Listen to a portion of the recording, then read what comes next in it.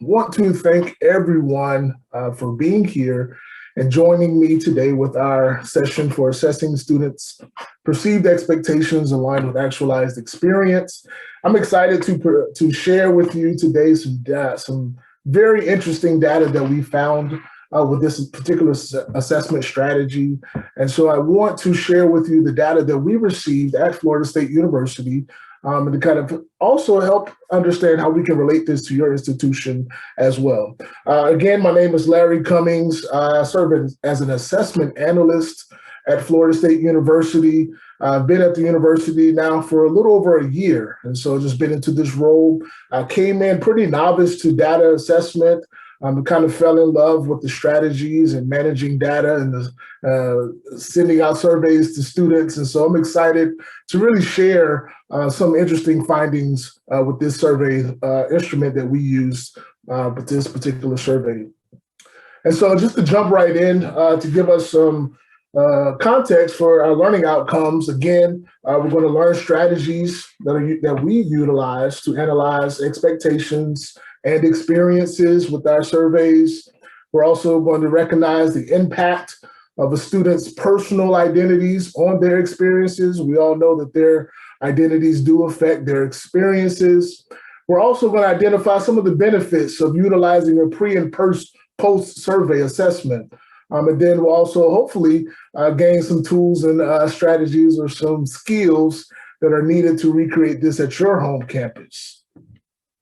And so towards the end of the presentation, we'll have opportunity to ask additional questions of you all, but we'll also posit some questions that were not necessarily didn't make the final presentation, just to kind of give some contextual framework. Towards the end, we're also going to a deeper dive of the methodology and rationale used behind this particular assessment strategy, as well as kind of giving considerations for adoption at your campus, hopefully. And so just to provide some contextual framework for how this survey came to be, again, we have two different surveys. So we started out with our pre-collegiate survey that we sent out early August before students arrived to campus. We really wanted a clear understanding of what their perceptions of college were, right? What did they perceive college to be? We know that this year was COVID. So these students, our incoming first-year students, did not have a high school graduation. They did not go to prom. So we really wanted to understand, what are you expecting from your college experience coming into FSU this year? And so then to follow up that pre-collegiate survey, we wanted to see how their preconceived expectations align with their actualized experiences. So we sent out the follow-up survey, our post-survey in October, in the middle of October, to kind of ask the same questions to see what changed or what varied or what did not, right? So we designed this particular survey to really be accessible for all levels or knowledge of statistics. So from our grad students that may first be coming into the profession or entry-level positions all the way up. And so we really wanted to make sure that it was accessible. So we did not use an ANOVA or any type of methodology to really assess the statistics, but we utilize Qualtrics as the main form. And we know that Qualtrics can do some variances or analyze variances within the data. And so we utilize Qualtrics as our primary survey instrument to really understand students' perceptions and experiences.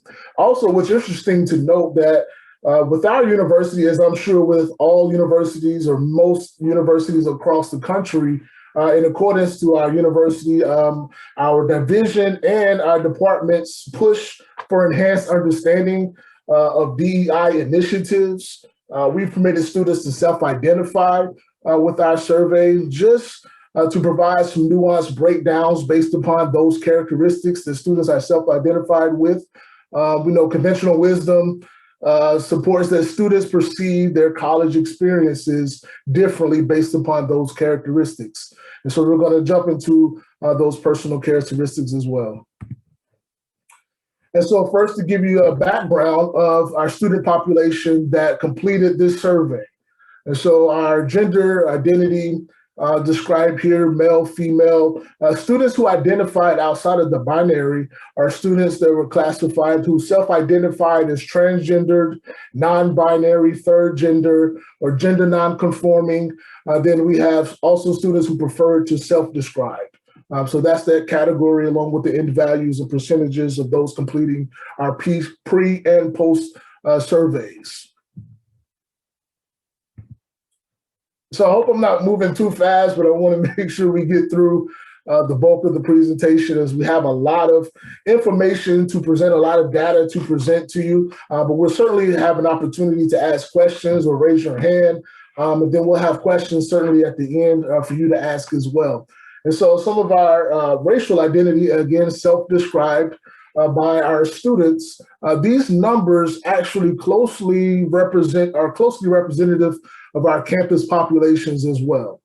And so we kind of see the breakdown here from the different racial categories. We're going to focus on 4 of the racial categories, being our Asian students, our Black students, our Hispanic students, and our white students, all again self-disclosed. And so FSU, being a Research One institution, a Research One preeminent institution, we asked students originally their expectations of how rigorous their classes, or how rigorous they expected for their classes to be. And we can see that there was a statistical drop in each metric comparing perceived and actual academic rigor. So most students signaled or perceived classes, have experienced classes to be less difficult than high school. Again, many of our students are high achieving high school students. So this is not necessarily a value statement about FSU, but just say we are different. We could be different from your institution. We could be similar. Your institution may experience students perceive classes to be one way and come in and maybe actually harder. So it's just a distinction between the type of school, the different variances that we have in our institutions. Kind of similar to that, going with our direct correlation with the previous slide, students perceiving classes as less difficult, and therefore students are studying less. And we see how the hours for studying, spent studying per class each week has decreased from what they perceived that class study time to be. And then we also looking at class, how likely are you to study? We see that we don't know if this is an anomaly for COVID, but 98.5% of our students were likely to study alone, right? They said that we don't really want to study alone, not necessarily in groups, but particularly alone. And this was for our pre-survey, and we followed up the question to kind of see the frequency for how often they study within these spaces. And again, overwhelming majority of the students are studying alone in their rooms. And so our library is not closed. There is physical distancing protocols that we have in place. But this particular data was interesting for us because it spoke to the direction that we are implementing at FSU with even our residence hall structures. And so some of our newer residence halls, think of one Dorman we have now, that has a hall where we have the study spaces broken down differently. And so we have alternating study spaces on each floor. So one floor, we have an individual study space. On the next floor, we have a group or community study space, which also leads to implications for how do we put in carpet or tile for those study spaces. Obviously, with carpet or study spaces that are group spaces, you want to mitigate that sound, that transmission of sound and the noise. So we utilize carpet. But maybe think about, for your building, you may want to have more individual study spaces. So tile, which obviously is preferred by most, may be reasonable for that particular space. So just implications for how we utilize our data to back up some of the things that we are implementing at FSU and at your institution as well. So to kind of see how we can use this information in our decision making.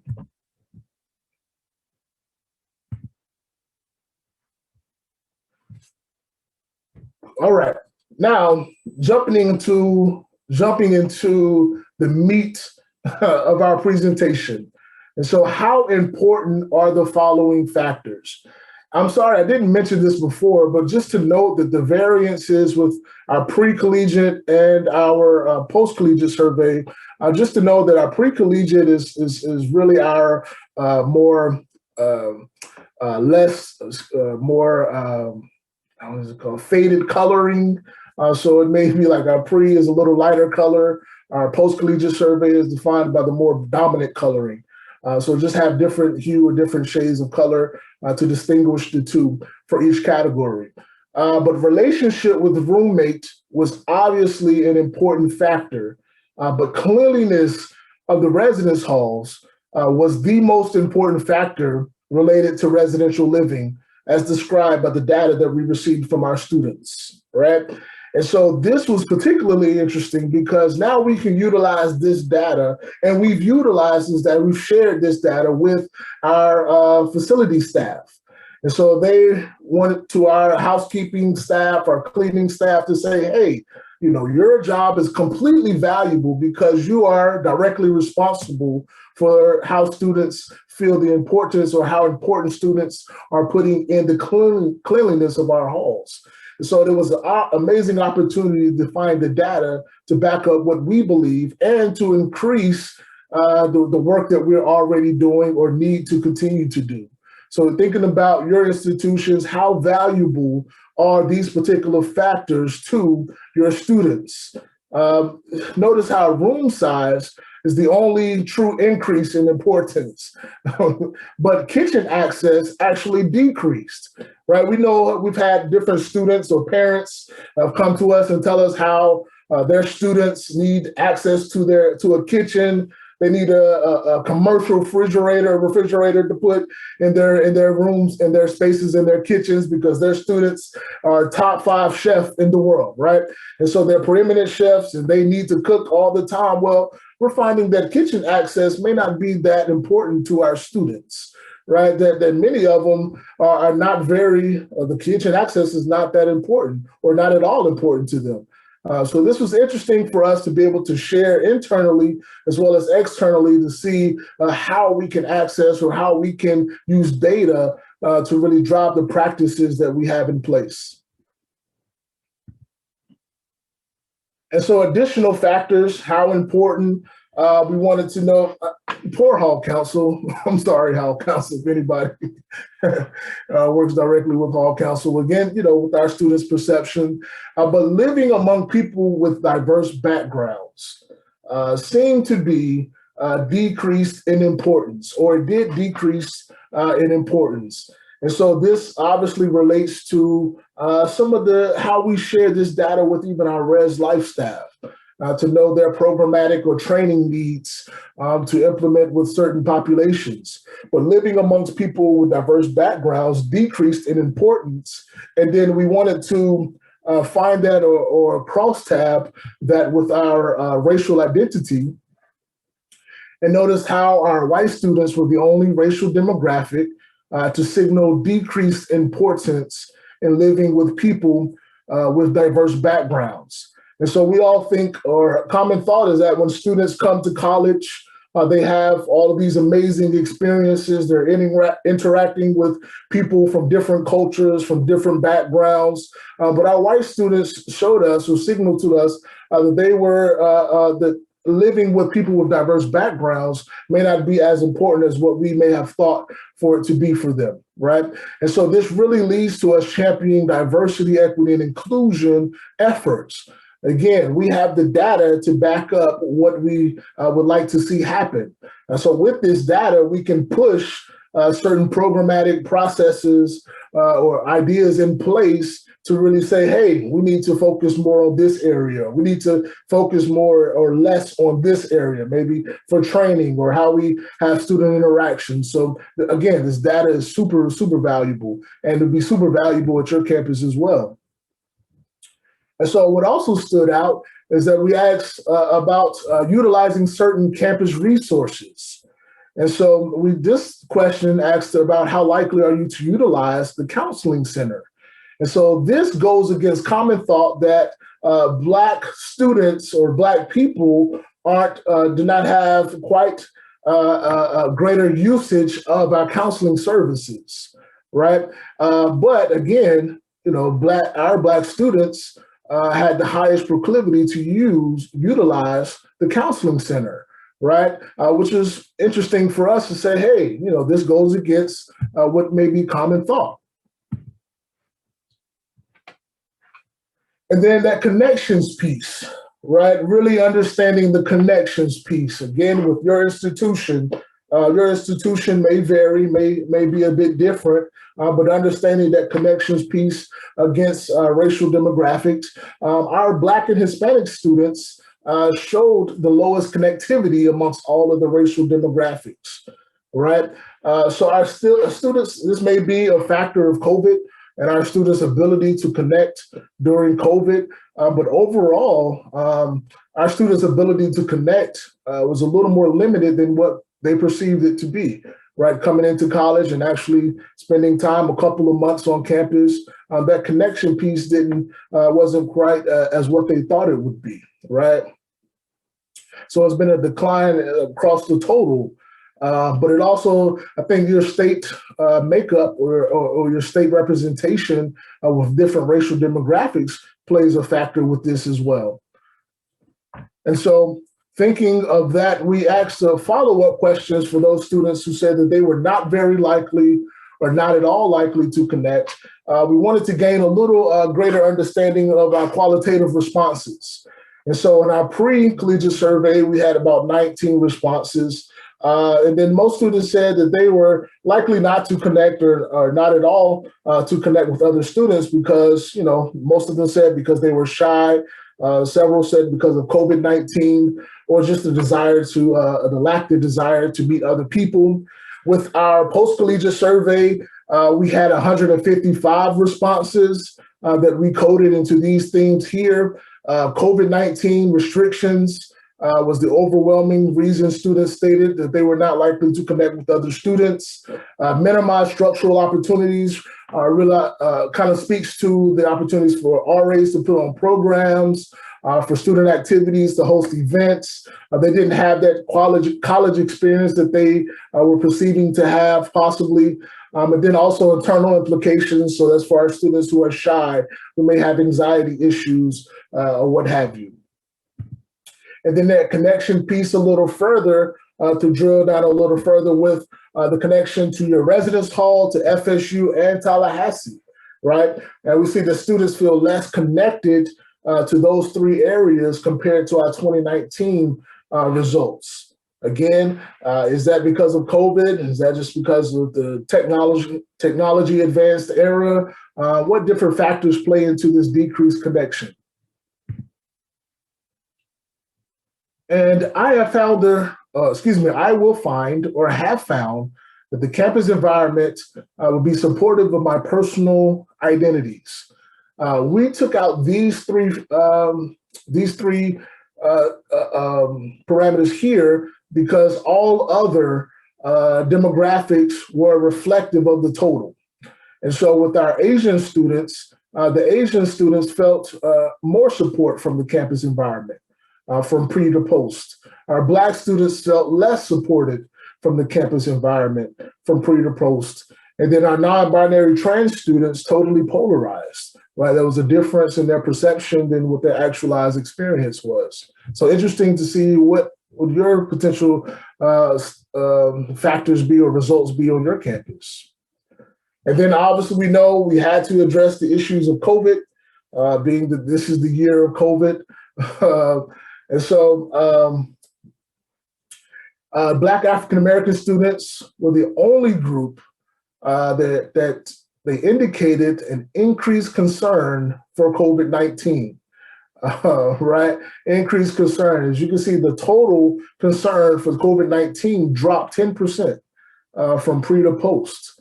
And so again, is that a media influence? Or we all know, according to reports, the Black students or Black people are disproportionately affected by COVID-19. So the transmission rates or death or what have you could possibly be a factor for what students, our Black students had an increased increased concern for COVID-19 compared to all other racial demographics. And then for our gender demographics, and then our class standings. And so we see that we have an exaggerated display of machismo as it relates to COVID concern with our male students.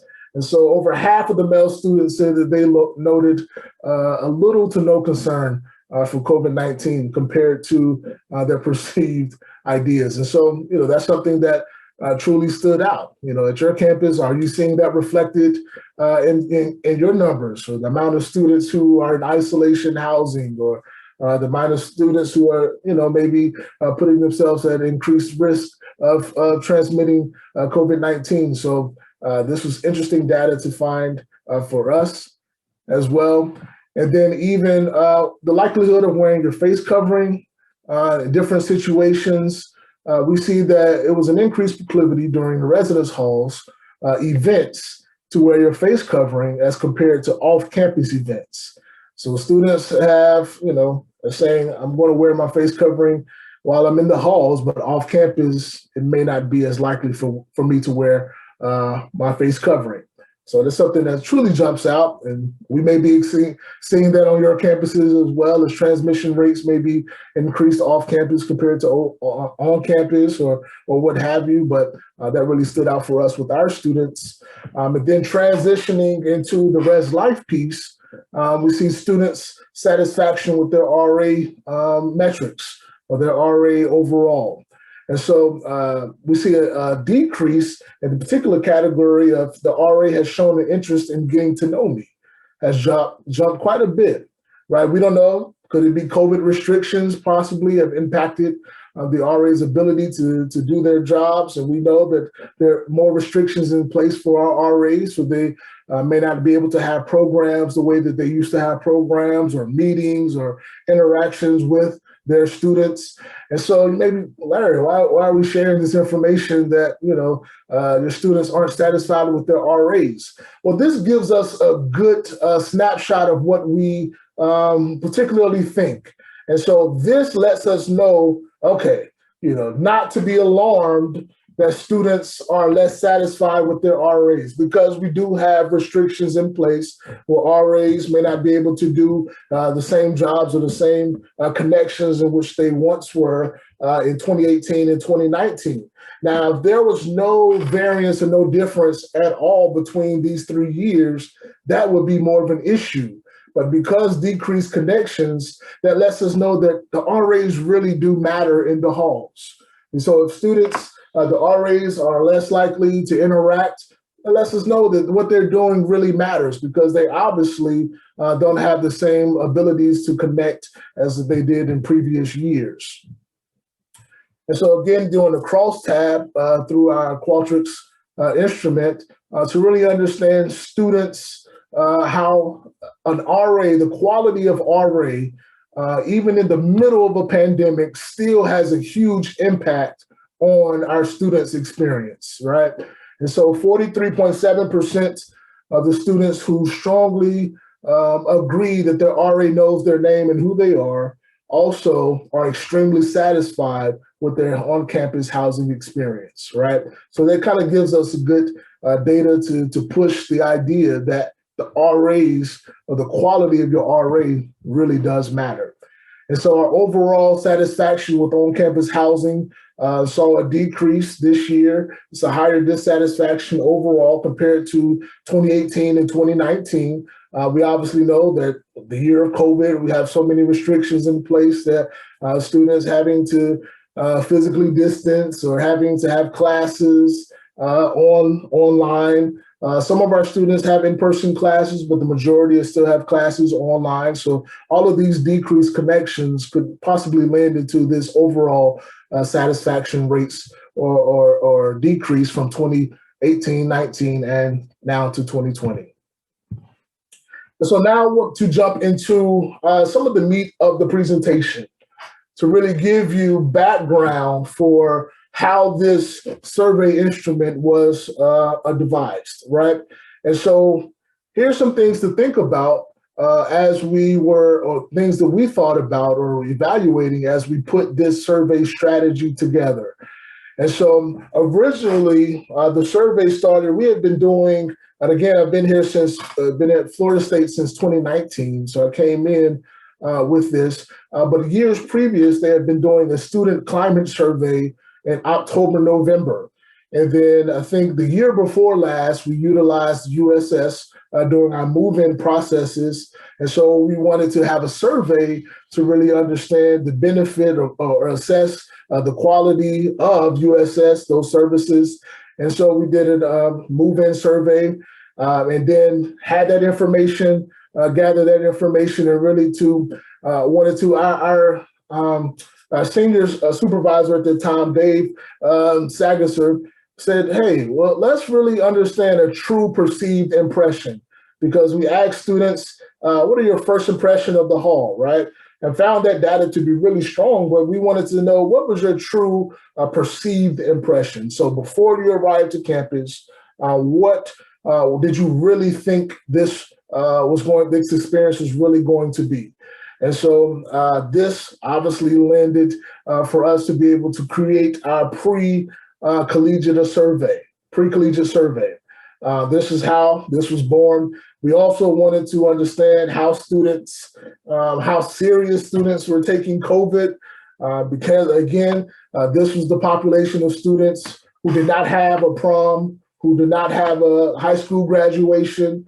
And so we wanted to know, were these students, coming into campus and we're going to be on 10, right? Well, they're going to be so excited that they were just going to, just kind of do whatever. So we wanted to see their expectations or their impressions of campus. And so that's how the pre-collegiate survey started. We had preliminary summer meetings that we met to kind of understand questions we wanted to ask, the data that we wanted to gather from our students. And so then what factored into the length of survey is that we wanted the survey, what we told students in our email is that this survey could be completed within 5 to 10 minutes. I think whenever we start to do more than 10 minutes, we're going to have a steep drop off of students participating within our survey. But if you can tell students 5 minutes, that will really pique their interest and say, hey, maybe I can complete this survey in 5 minutes or even less than 5 minutes. So we didn't want to make the survey extremely long or robust, but we did want to make it comprehensive and gather all the data that we were seeking. And so to incentivize our students, we had prizes that we gave out to incentivize our students to complete. Sorry about that, to complete our survey. And so we sent out emails asking students, will you be the one to win the big one, right? To win the big prize. They didn't know that we only had one prize. With COVID, many of our budgets have been cut. And so we had to use some leftover prizes from years before. So we had one prize, but we gave that out to our students. And how we did that for our prize, we just completed a prize number. We just had a computer-generated number from an Excel document that my supervisor, Steve Kluver, exported all of the emails. And so the students had an opportunity to put in their email for the survey. And so the survey was anonymous, or they could input their email to have a chance to win a prize. So it was totally up to the student. But we wanted to have that option for the survey to be anonymous, because we obviously asked potentially sensitive questions, about their racial identity, about their gender identity, about their connections pieces, or how connected do they feel. And so we really wanted to have that potential for the survey to be anonymous, and we wanted to really make sure that we were getting true feedback with high intensity data, right? And so we also emailed out the RAs to encourage participation. So our post survey, we saw that survey fatigue was setting in. So whether students were tired of being, online classes, receiving surveys in other areas. So we didn't get quite the response frequency or rates that we were expecting. So we emailed out our RAs and our Res Life staff to really help us with this effort, right? To increase the participation with our post survey. And so Got great feedback. We also wanted to let the RAs know that the post survey included RA quality questions. So just to kind of give them a heads up as well. And then for our campus partners, we selected the campus partners that we had close relationships with, or campus partners that we've worked with before. And so campus partners that we've shared back and forth data with those partners, so they kind of understood our student population, we understood their student population, and so it was natural because we have been working with those campus partners before. And so just to give you some considerations, if you're thinking about, hey, we may be interested in doing or replicating this on our campus, think about whether you want to do a virtual or paper survey. Again, we did a Qualtrics survey before they arrived to campus. Would it be better for you to do a survey during move-in as students are moving into campus? Or would it be better for you to do a survey before they arrive to campus? So that's really something that you have to consider if you are considering this particular survey for your campus. Also, what resources are permitted to you by your campus? Does your department have a designated person or persons who work on assessment strategies, that work on creating and distributing surveys and analyzing that data? What timeline do you have? So you have to kind of think about those resources. For me, I am an assessment analyst, so this would be my project, something that I work on primarily. And so just to kind of think about those factors for your university as well. Will you be the one to complete this survey? Because it is a robust survey. So it does take quite a bit of time to kind of send out the pre, the post, and to analyze both data sets. And so can this data be useful in your marketing, right? We talked about the marketing piece internally and externally. Is this something that you want to share with parents? Share with your campus partners, share with whomever, and to really promote some of the values of living on campus, right? Could this be used for marketing DEI initiatives that the campus is leaning towards and learning more about? So really think about those things, or share to students or prospective parents or prospective students and parents this survey information as well. And then lastly, to sharing the data with your campus partners, right? I think it's important to think about your campus partners as you're collecting data. For us, our campus partners that we utilized were Leach Center, which are our student recreation center, counseling center, career center, tutoring program, academic advising, dining. And so really think about those campus partners and would those campus partners benefit from the data that you possibly will receive, right? And can you trust your campus partners with that data? I think it's important to understand if you may not know what this partner is doing with the data, or how it may be misconstrued or kind of tainted. And so you want to maintain the integrity of that. So think about your campus partners and who you want to share this data with.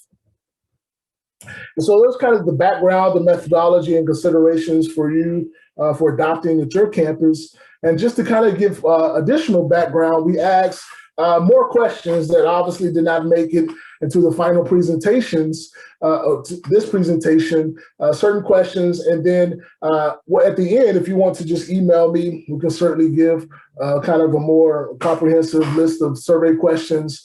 But wanted to highlight a couple of questions that were our biggest qualitative responses. So why did you choose to live on campus? And what are your concerns as you transition to college? Those are two questions that we asked.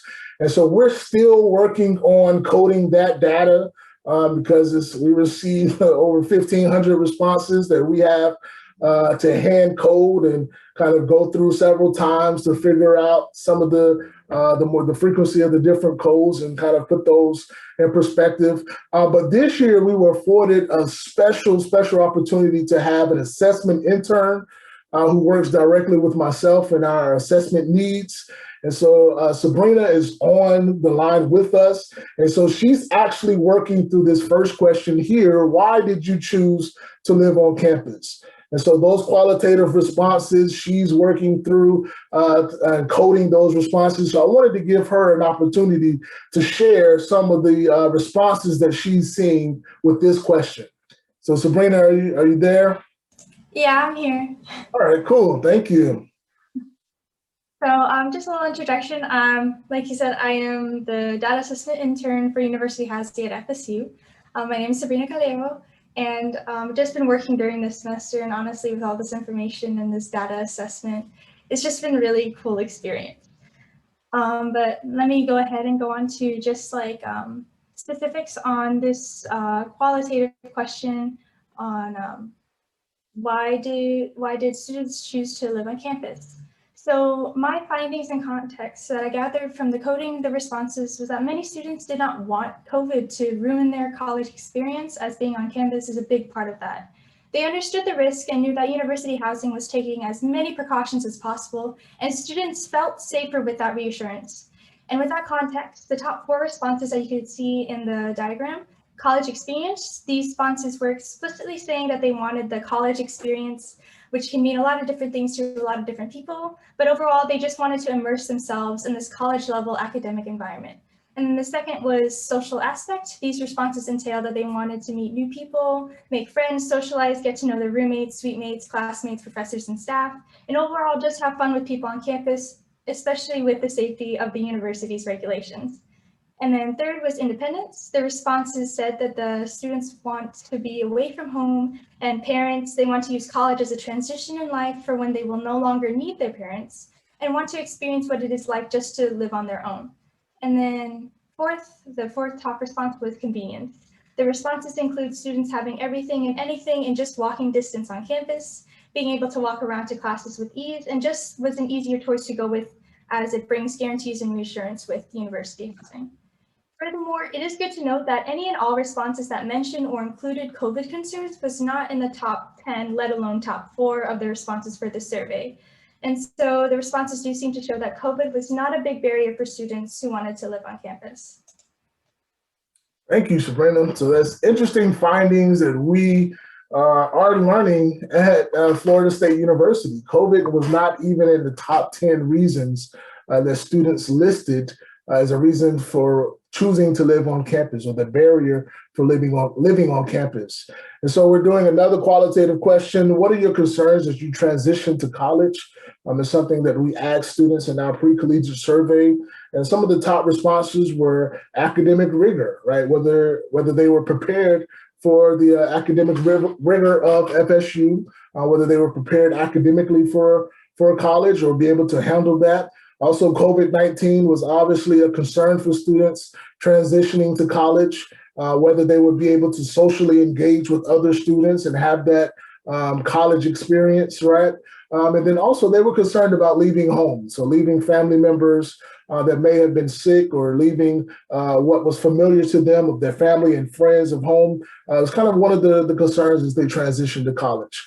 And so again, we received over 1,500 different qualitative responses that we're still coding, but these were some of the top responses that we noted or received in that question.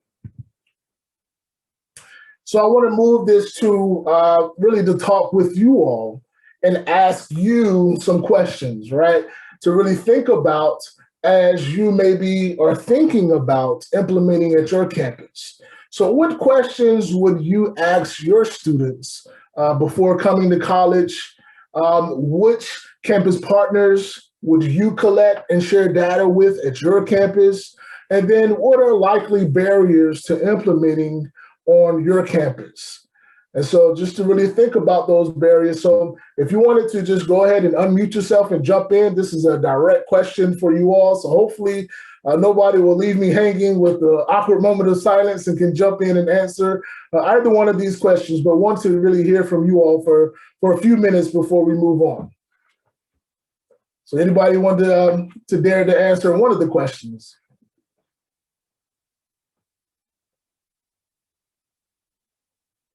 Oh, don't leave me hanging. Hi, I'll go. Vervagine from Georgia Southern. And I think one of the barriers compared to your data, we have a first year live on requirement. and we don't have space for a lot of upperclassmen. So I think one of those barriers is like, why did you choose to live on campus? Well, you don't really have a choice a lot of times. So I think that's one of those barriers of like, how do we get past that like first year live on requirement to actually see their interest in like, why did they choose what they chose? That's a great point. Yeah, that is a great point to see. At Florida State, we do not have a first year live on mandate. So students obviously have the option to live on or off campus. What else? Anyone else dare to kind of get some feedback or for the questions as you think about this at your potential university?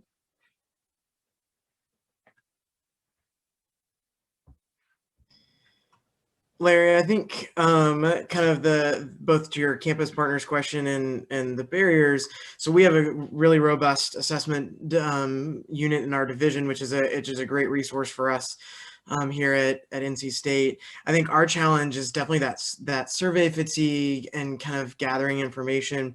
We have a yearly first year, first term survey, as well as some senior surveys and things that are done through that division unit or that divisional unit for assessment. And so I think for us, it's gathering a lot of that information. It's not specific to the necessarily only residents taking that instrument, but I think that's where we would navigate that. Excellent. Excellent.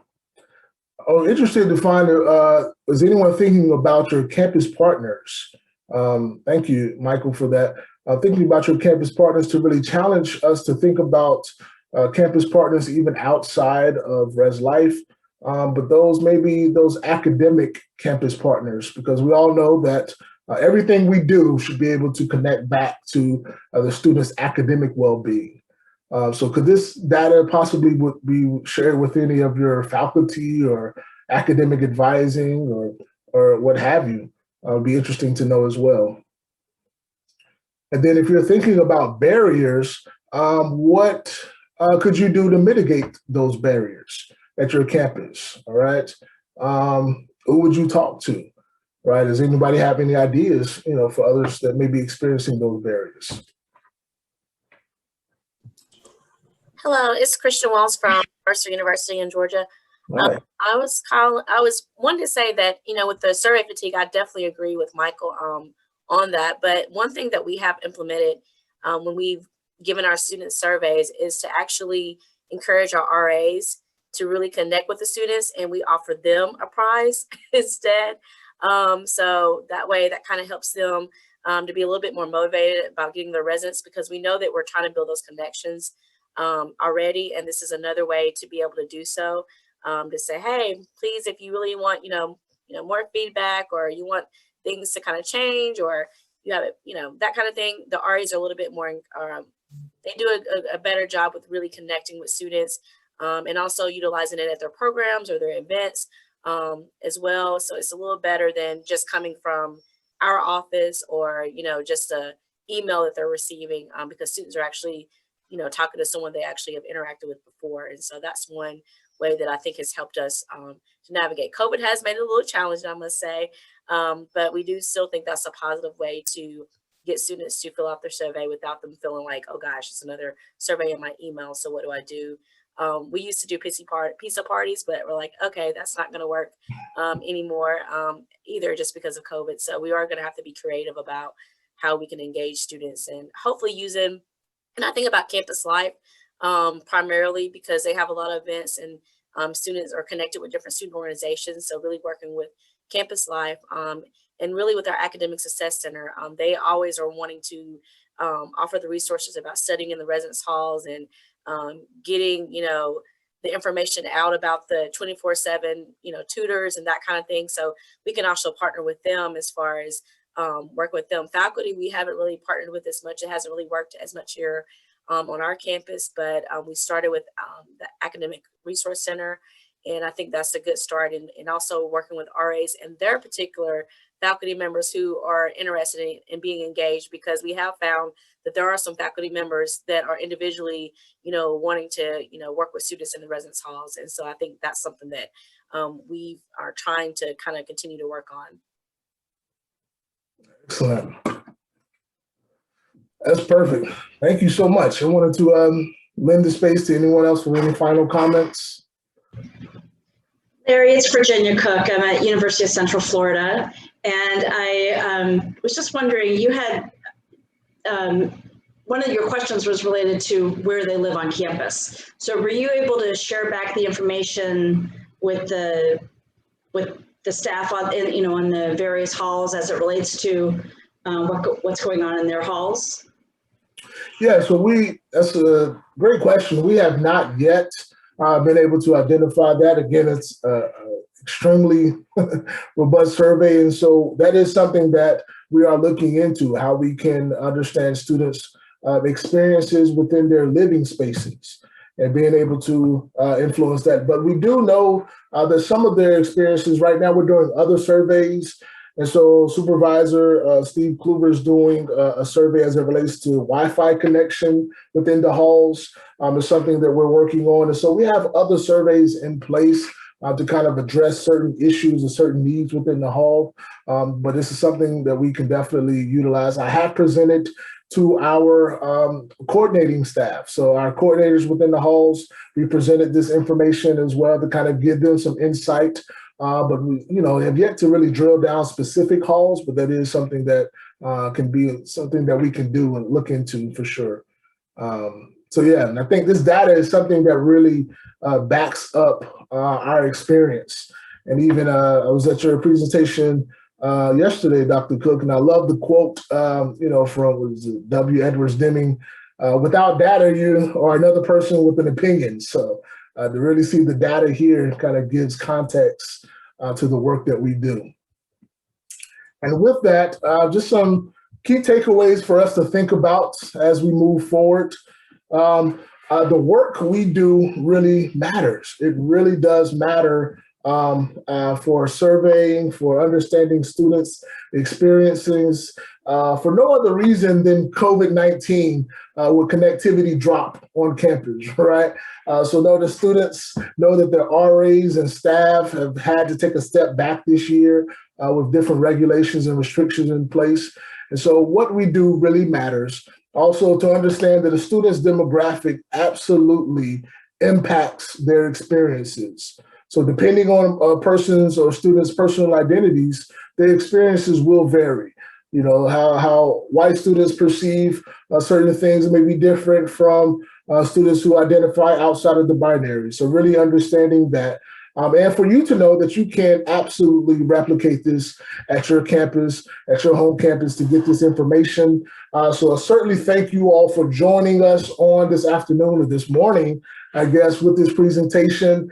If you have additional questions or if you would like a copy of the presentation or even a copy of the survey questions that we utilized for this particular presentation, feel free to email me lcummings@fsu.edu, and I can certainly send that out to you.